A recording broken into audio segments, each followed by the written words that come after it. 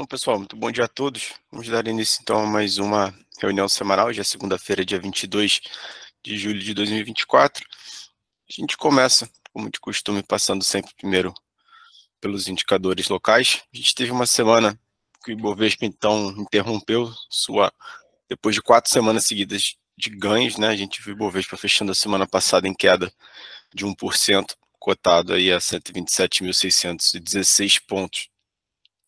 Domesticamente, o foco foi bem com relação a ruídos no campo fiscal, né, enquanto o mercado ele espera por mais clareza com relação às medidas do governo para cumprir, então, a meta de déficit fiscal, né. O relatório bimestral de receitas e despesas ele vai ser divulgado hoje, né, e o foco do mercado vai ser todo em cima desse relatório, tá?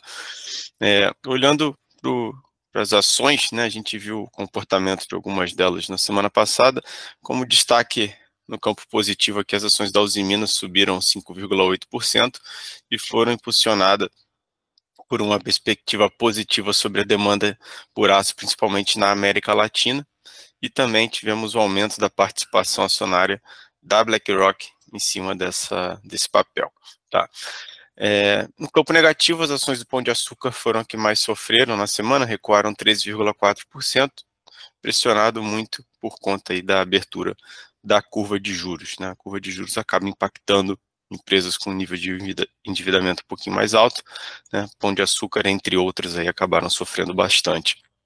Outro assunto que também veio à tona na semana passada, impactando principalmente as ações do setor frigorífico, foi a notícia de que o Ministério da Agricultura detectou um foco da doença Newcastle em um estabelecimento comercial de avicultura de corte no Rio Grande do Sul. No pregão de quinta-feira, as ações da Mafrig caíram mais de 9% por conta desta notícia, tá? Indo para o cenário internacional, a gente também teve nas principais bolsas do mundo aí a performance no campo negativo, né? Então, no cenário global, mais uma vez o destaque aí para a retórica cada vez mais branda do Federal Reserve, né, o Banco Central Americano, em meio a dados de inflação e empregos mais moderados, enquanto dados como vendas do varejo e produção industrial, que foram divulgados na semana passada, vieram acima do consenso, indicando ainda uma economia sólida, tá? No cenário micro, a gente viu uma rotação de ações de tecnologia para papéis cíclicos, né? E com isso, a gente viu a Nasdaq recuando aí quase 4% e o S&P recuando quase 2% na semana. Voltando para o Brasil, olhando agora para os fundos imobiliários, o IFIX ele fechou a semana em alta de 0,64%. A gente teve os FIIs de papel integrantes do IFIX apresentando um desempenho médio de mais 0,62% na semana, e os FIIs de tijolo tiveram uma performance média de mais 0,76% na semana, tá?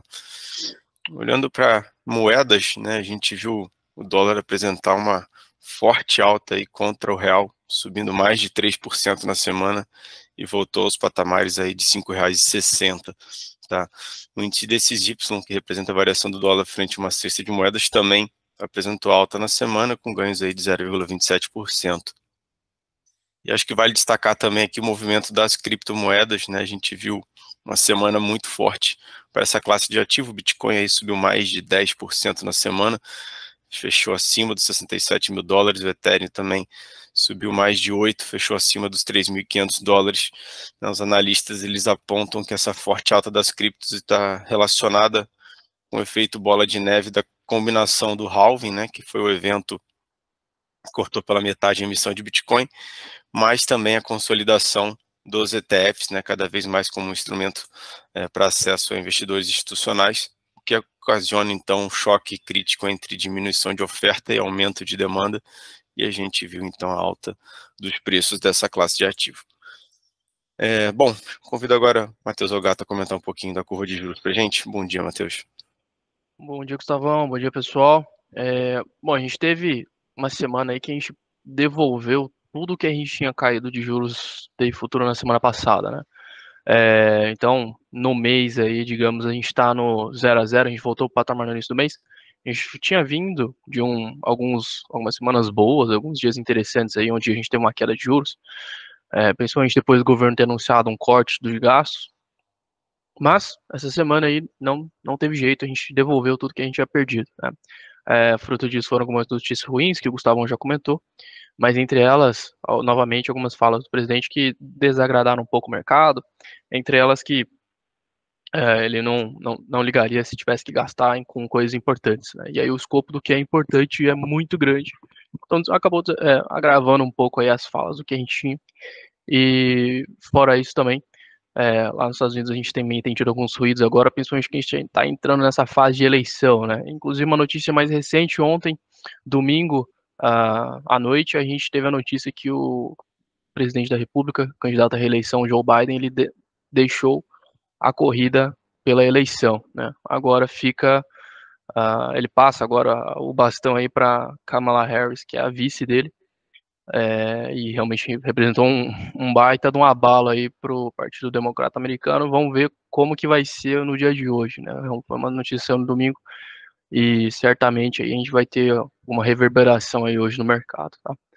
Da minha parte é só, tá, Gustavo?